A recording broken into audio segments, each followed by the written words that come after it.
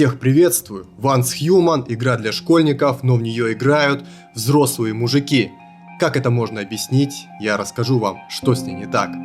В этой игре присутствует концепт реализма. Вам нужно добывать ресурсы, крафтить снаряжение и боеприпасы, строить свой дом, готовить еду и утолять жажду вашего персонажа. Все это происходит в красивой вселенной, похожей на зомби-апокалипсис.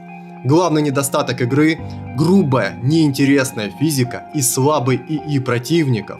К примеру, ТТК реализован так, что с дигла в голову вам нужно выстрелить 2-3 раза, в то время как с арбалета врага можно убить с одной стрелы.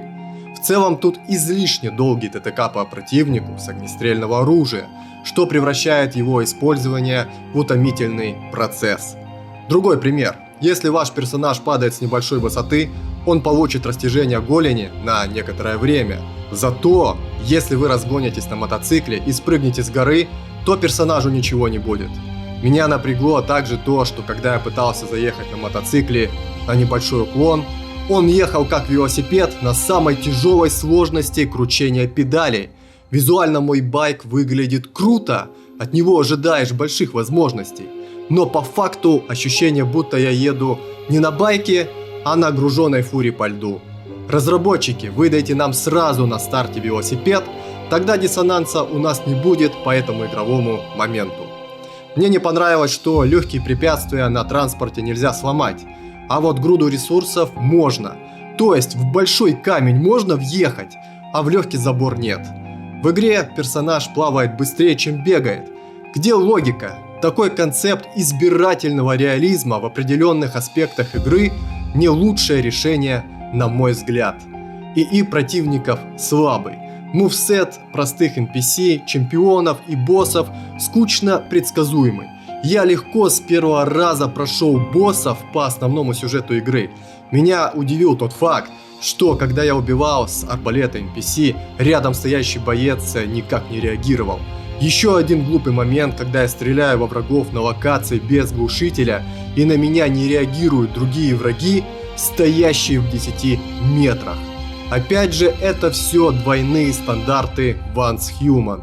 Оптимизация в этой игре хромает. У меня видеокарта 4080 и процессор i7-13700K.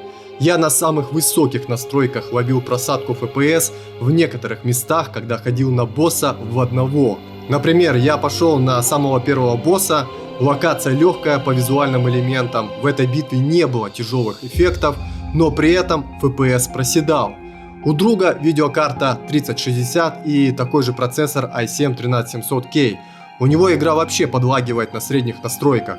Разработчики, пожалуйста, займитесь оптимизацией своего проекта. Еще мне не понравилось нагромождение домов и маленьких лагерей других игроков в игровом мире.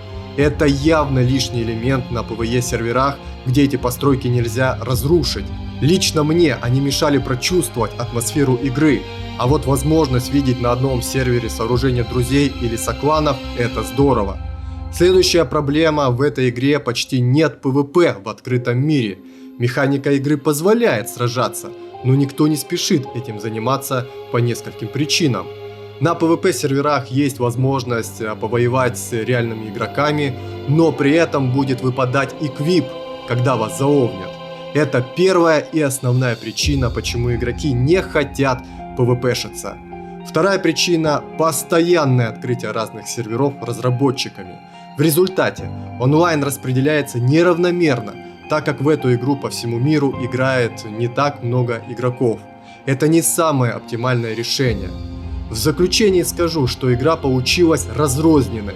Есть интересные моменты в геймплее, такие как прокачка специального билда персонажа, строительство дома, сбора ресурсов, возможность юзать иного – это ваш личный питомец с уникальной способностью, а также красивый игровой бесшовный мир с элементами реализма в таких мелочах, как нужда в пище или создание различных предметов. Но их не объединяет связующая линия.